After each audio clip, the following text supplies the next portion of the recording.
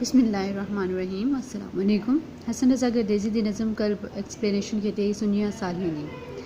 ये नज़म दी तशरीह करसूँ। ये नज़म दी तशरीह करेंदे हसन रज़ा गर्देज़ी के बारे पहले वही पैराग्राफ लिखसूँ जरा तक मैं पिछली नज़म को पहले दसाया आई कि हसन रज़ा गर्देज़ी सुनिया साली हसन रज़ा गर्देज़ी की एक नुमाइंदा नज़म है जिहदे नाल असां उन्हां दे मजमूई गुर ज्ञान फ़न फ़िक्र ते इज्तमाई जायज़ा घिन सकते हैं। कोई भी फ़न पारा जड़ा होंदे कहीं भी शायर कहीं भी लिखारी दी जहनी सोच उनकी जहनी कैफियत को बयान करेंदे तहीं वास्ते आखदे हैं कि फ़न ते फ़िक्र फ़न उन्हां दी खूबी फ़िक्र के वो क्या सोच रखे ने अपने माशरे के बारे में इन चीज़ को जाहिर करेंदे। हसन रज़ा गर्देज़ी नज़म राहें अपने जज्बात व एहसासात ते फ़िक्र को बयान किते मुख्तलिफ स्टाइल इस्तेमाल किते अंदाज़ अपनाएन अंदाज़ के लिहाज नाल इन्हां दियां नज़मां को असां 3 हिस्सों में वंड सकते हैं खिताबिया बयानिया तमसीली। खिताबिया नज़में विच और लोगों को या कहीं हिक को मुखातिब करते अपने जज्बात व एहसासात का इजहार करें। बयानिया तरीके विच वो कहीं को मुखातिब किए बगैर अपने जज्बात व एहसासात का इजहार करें। इन तरीके में जो मंजूम कहानी भी पेश करें। तीजा तरीका तमसीली है। यह एक मुकम्मल ड्रामा है जिंदे विच वो किरदारें के जरिए गाल करें मसलन नौकर दा बच्चा मियाँ मिठू सुनिया साली वगैरह। सुनिया साली एक आज़ाद नज़म है दरअसल एक छोटा जिहा मंजूम ड्रामा है जिहड़ा रात दे वेले स्टेज ते रचाया वेंदे। ड्रामे दे 3 मुंढले अनासिर होने मुंड आगाज़ इब्तदाई 3 अनासिर होने यानी उन्हां चीज़ों के बगैर उन्हां अनासिर के बगैर ड्रामा नामुकम्मल होंदे। स्टेज किरदार ते हरकत मूवमेंट स्टेज जिंदे उत्ते ड्रामा रचाया वेंदे प्ले किया वेंदे। किरदार कैरेक्टर्स जिहड़े उन ड्रामे का सतून होने अहम सतून होने उन्हां दे जरिए कहानी अगू ते वधदी है। मूवमेंट अगर उन्हां किरदारां को इवें सक ना ते खड़ा कर दिता वने तो बगैर कई हरकत किते खड़े रहवन तो वल भी वो ड्रामे वाली गाल कहना उसी तो उन्हां विच मूवमेंट होना भी ज़रूरी है। सुनिया साली विच साकू ये तमाम शियां नज़र आने नहीं उहदे विच स्टेज भी है किरदार भी है ते हरकत भी है वो किवें बल्कि इन ड्रामे विच तां ये चस भी है जो इंदे सामने तमाशबीन व्यूअर्स खजियां दा एक जोड़ा भी खड़े जिहड़ा इन ड्रामे को देखदा पे ते ड्रामे दे मूड दे लिहाज नाल रद्दे अमल भी पेश करेंदे। हुण ड्रामे दा स्टेज उहदे किरदार क्या हैं। इन ड्रामे की गल है जो को स्टेज दी मंजर निगारी नाल देखो स्टेज दे हवाले नाल देखो किवें देख सकते हैं असां। थल दे हां विच लगियां झोंकां बलदे रेत दे टिबियां पिछूं भुरदियां कंधां उजड़े खोले छप्पड़ काठ कबाड़े मुतूं विच एक अंधे खूह दा टोबा वक्त दी रेत भरे नित जिगूं। तो ये सारा थल दे विच रचाया हुआ एक स्टेज है एक मुकम्मल स्टेज है जिहड़ा थल विच लाया गया है जिंदे विच टिबियां पिछूं कुछ उजड़ियां खोलां हैं झोंकां हैं जिंदियां कंधां ते खोले भुरदे वेंदे ने और हुण सिर्फ छप्पड़ काठ कबाड़े नजर दिन। आबादी दे वेले एक वहदा खूह है जिहड़ा हुण अंधा थी गए वेले रेत इकूं भरेंदे पे हैं यानी एक ऐसा स्टेज है जिहड़ा साकू जिको देखते ही साकू ये गुमान थींदे कि इत्थे के पहले आबादी है हुण ये सुंजबर ते वैरान है यानी स्टेज को देखते ही साकू पता चल वेंदे कि साकू कोई वीरानी दी तस्वीर कशी करेंदा पे या वैरानी दे बारे में वैरानी दी तरफ सारा दिमाग घिन वेंदे। ई मंजूम ड्रामे विच एक बई चस भी है जो इंदे खजियां दा एक जोड़ा है जेडे व्यूअर्स हैं ऑडियंस हैं जेडे इतनी को हैरान ते परेशान थी ते इन सुंजबर को दे हैं सामने खजियां दा एक जोड़ा तुर तुर देखे ई सुंजबर को इन्हां खजियां कदहीं झोंक दे साली को आबाद लिठा है हुण उहदे उजाड़ थी वञण ते पर बाद परेशान थी ते तुर तुर इन्हां को ॾेदियां पिया हैं। हसन इन्हां खजियां दी तज़सीम कीती है ये खजियां बंदियां दी तरह ॾेदियां हैं ते उवें ही जज्बात और एहसासात का इजहार करेंदियां पिया हैं। हसन दी शायरी विच थल ते बेट वड्डी अहमियत रखे हैं और इत्थों दे ऑब्जेक्ट्स को यानी इत्थों दे चीज़ां को तशबीहात अलामतां ते इस्तेआरां नाल वरतेंदे हुए सबजैक्टिव गालीं करेंदे ਤੇ ਇਥੋਂ ਦੇ ਸਬਜੈਕਟਿਵਸ को ਪੱਧਰਾ ਕਰਨ ਸਾਂਗੇ ਵਾਜ਼ੇ ਕਰਨ ਸਾਂਗੇ ਥਲ ਤੇ ਬੇਟ ਦੇ ਆਬਜੈਕਟਸ को ਬੜੇ ਸੋਹਣਪ ਨਾਲ ਪੇਸ਼ ਕਰੇ ਨੇ ਕਿਉਂਕਿ ਇਹਨਾਂ ਦੇ ਕਹਾਣੀ ਦੇ ਵਿੱਚ ਕਿਤੇ ਵੀ ਸਾਕੂ ਕੋਈ ਬੰਦੇ ਨਜ਼ਰ ਨਹੀਂ ਆਉਂਦੇ ਜਿਹੜੇ ਕਿਰਦਾਰ ਅਦਾ ਕਰਦੇ ਪੈਣ ਬਲਕਿ ਇਹਨਾਂ ਦੇ ਕਿਰਦਾਰ ਅਦਾ ਕਰਨ ਵਾਲੇ ਇਹ ਆਬਜੈਕਟਸ ਹਨ ਚੀਜ਼ਾਂ ਹਨ ਜਿਨ੍ਹਾਂ ਦੇ ਜ਼ਰੀਏ उन्होंने अपने ड्रामे में जान पाती है तो उन्होंने चीज़ों को कैरेक्टर्स बढ़ा के पेश किए थल ते बेट के ऑब्जेक्ट्स को बड़े सुनहप नाल पेश करे ने बहुत सारे जाएं ते ये ऑब्जेक्ट्स इंसाने दे रूप धार ते निशाबर थी ने जिवें ई नज़म विच खजियां दा जोड़ा जिहड़ा इंसाना दी तरह उजाड़ को तुर तुर देखदा रहिंदे अते रात दियां रौनकां ते झूठे खांदियां पियां हन ने रात के वेले जिहड़े वेले मंजरनामा चेंज थींदे तो उहे खजियां जिहड़े ॾींहं के टाइम उन्हां को तुर तुर थी ते हैरान रहंदे रात के टाइम वो मस्त थी ते झूमदे हुए इन्हां को ॾेखदे हुए नज़र देन इन्हें खजियां की मंजर निगारी के हवाले नाल इलियास अशकी लिखते हैं यानी हसन रज़ा गर्देज़ी के बारे में लिखते हैं थल के सुनसान रेगिस्तान में खजूर के ये दो पेड़ खामोश इंसानों की तरह उभरते हैं और दो मोहब्बत करने वाली रूहों की अलामत बनकर पढ़ने वालों के दिलो दिमाग पर छा जाते हैं इन्होंने शायरी के ज़रिए मुसव्वरी और मुसव्वरी के ज़रिए शायरी की है हसन दी शायरी विच खजियां वसों उम्मीद मुहब्बत इंतज़ार ते इजहार ते विसाल दियां मजबूत अलामत वसू पुर रौनक को आदन रौनक को जिथे वसू की अलामतां बढ़दियां हैं इत्थे ही अपने वसेब की बर्बादी ते सुंझ पर ते खामोश एहतजाज भी करदियां हैं जिवें साकू जिवें जो साकू इन नज़म दे विच साकू नज़र आंदे वो ही कि पिछली बर्बादी ते वीरानी को देखते तुर तुर थी ते हैरान थी ते देखते कि कहीं वेले ये जगह आबाद है हुण ये जगह वीरान थी गई है तो वो चीज़ को देखते हैरान थी नैन लेकिन रात के टाइम जिहड़े वेले वो मंजरनामा तब्दील थी वेंदे तो वल ओइंदे ते झूमदे गांदे नज़र आंदे लहलहांदे नज़र आंदे इन्हां दे नाल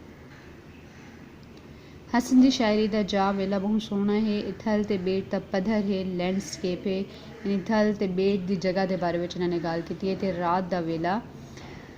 रात का वक्त इस्तेमाल करे ने यानी रात के टाइम का जिक्र करे ने इन्हां दी शायरी में थल ते बेट इन्हां दी अपनी धरती है तो कितें कितें ये शायर के अंदर को भी जाहिर करेंदी है कि शायर अपने लैंडस्केप नाल अपनी धरती नाल कितनी मुहब्बत करे ने कि उन्होंने अपनी शायरी दे विच अपने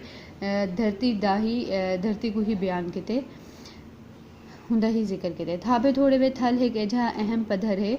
जिथा इन्हां दियां बहुत सारिया नज़मियां कहानियां ते ड्रामियां की शक्ल विच इथों दे एहसास जज्बात खुशियां दुख सुख बुखतर है आसाइशां तकलीफां ते महरूमियां को अलामती ते इस्ताराती तौर पर निशाबर करेंदे हसन अपनी किताब में ढेर सारे नज़मां विच थल दा लैंडस्केप इस्तेमाल किते सुनिया साली विच थल दा एक पूरा मंजरनामा खड़े ये ड्रामे थल विच रचाया वेंदे इवें ही सारा ड्रामा बेट दे लैंडस्केप पर रचाया वेंदे नज़म कच्चा बेट इंदे विच सागी माहौल ते सागी मंजर निगारी की गई है इत्थां भी साकू डी रात दे मंजरनामे नज़र आनन हसन दे इन ड्रामे में जिहड़े किरदार काम करे वो मुतहरिक हैं रात दे माहौल विच ये सारे किरदार नचते टपदे झुमरी पेंदे खुशियां मनेंदे ते वजद विच आंदे हैं ये किरदार इन अणजाणू बंदे पीला चंद ते बुढ़दे तारे हैं जिहड़े थल दी रात विच खुशियां दा समा बधी खड़न आदन जो झील सैफुल मलूक इतनी खूबसूरत है जो इत्थां रात को परियां आंदियां हन पर हसन रज़ा एक कमाल है जो उन्होंने थल दी रेत ते सुंझ बर विच सागी माहौल बढ़ा दिते जिहड़ा रात को सैफुल मलूक ते होंदे रात दे वेले इत्थां भी परियां हूरां ते फरिश्ते नहांदे ते नचते गांदे खुशियां मनेंदे ते थल दे पूरे माहौल को झील सैफुल मलूक वाला माहौल बढ़ा दिते आदिन पिछली रात दे वेले जां रेत दे टिब्बे ठरदन लहंदे चंद दियां पीलियां किरणां सुनिया साली विच आवड़दन आसमानां तो पौड़ियां लाके कई अणजाणू बंदे लांदन घुंघरू ते पाजेपा वजदन एडू खजियां झूठे खांदन पीला चंद ते बुढ़दे तारे झुमरी पेंदन वजद विच आनन ये माहौल बहु मुतहरिक है यानी हरकत विच है मूवमेंट इहदे विच नज़र आंदी है सारे किरदार नचते गांदे एजा चसोला माहौल पैदा करेंदन जो खजियां तई चस चेंदन खजियां हूँ माहौल इतना शानदार रंगीन मुतहरिक ते एक्साइटेड हैं जो पढ़ने वाले को अपनी अखीं दे सामने पूरा सिनेमा चलता नज़र आंदे जिहदे विच ना सिर्फ जिंदगी ते थ्रिल नज़र आती है बल्कि रंग ते शैडोज़ लाइट ते शैडोज़ भी नज़र आते हैं। इलियास अशकी माहौल दे दिबाचे बहारे विच अपने दिबाचे च लिखदे न, इस मंज़र में शायर एक ऐसा रंग भरता है जो मुसव्विर के बस की बात नहीं। इस नज़म का मंज़र जामिद रुका हुआ नहीं बल्कि मुतहर्रिक है, हरकत करने वाला है। तस्वीर अपने पस मंज़र में उभरती है हसन से माहौल, जिससे माहौल में नूर और साए की कैफियत से एक ज़िंदगी की लहर दौड़ जाती है। ये बात मुसव्वरी के ज़रिए मुमकिन नहीं, ये मंज़र इसकी तस्दीक करने के लिए काफ़ी है। हसन रज़ा गर्देज़ी ये पुरअसरार माहौल बधण दा माहिर है और उनदियां बहुत सारियां नज़मां विच साकूं ये जे माहौल नज़र देन जिहदे विच फितरी अनासर कोई ना कोई किरदार पेश करेंदे पे होवन ते ओ कोई ना कोई स्नेहा मैसेज पैगाम देवण चाहते। मसलन कच्चा बेट, डूंगरियां, थल दियां खजियां, ख्वाजा फरीद रहमतुल्लाह अलैह इन्हां नज़मां विच साकूं कोई ना कोई पैगाम देंदे हुए नज़र आते हैं। ये पुरअसरार मंजर निगारी इन्हां तमाम थल दियां खजियां ख्वाजा फरीद रहमतुल्लाह अलैह विच इस इजिह तसव्वुराती ते पुरअसरार मंजर निगारी नज़र आती है कि पुरअसरार मंजर निगारी बधण विच अंग्रेज़ी अदब दे वाल्टर डी लॉर्ड मेयर को खासा हासिल है। था धाबे धोड़े विच भी साको सागी माहौल ते मंजर निगारी टकरदी है। प्रोफैसर आशिक मुहम्मद खान दुरानी इन्हां दी मंजर निगारी को वर्ड्सवर्थ नाल रलाए लिखते हैं। जिस तरह वर्ड्सवर्थ अंग्रेज़ी अदब में मंजर निगारी और ख़ुसूसन फ़ितरी मंजर निगारी की अक्कासी में मुनफरिद मकाम रखता है, इसी तरह बल्कि इससे भी बेहतर अंदाज में हसन रज़ा गर्देज़ी साहब का कलाम सराइकी बोलने वाले इलाकों के माहौल की तस्वीर कशी में कमाल दस्तरस्त का हामिल है। हसन रज़ा गर्देज़ी दी शायरी विच ख्वाजा फरीद दा रंग गौड़ा नज़र आंदा, गहरा कलर नज़र आंदा, यानी उन्हां दे उत्ते हसन रज़ा गर्देज़ी दी नज़मां दे उत्ते या उन्हां दी सोच उन्हां दी फिकर दे उत्ते ख्वाजा फरीद रहमतुल्लाह अलैह दे असरात नज़र आने कि उन्हां कोलों बहुत ज़्यादा मुतासिर हैं। जिवें जो इन्हां पुर वहशत सुनड़ी रोही को अपनी शायरी नाल रोही लगड़ी है सामड़ी तुरत वाला होर मुहारा खिमड़ियाँ रंग रंगीलियाँ रिमझिम बारिश बारा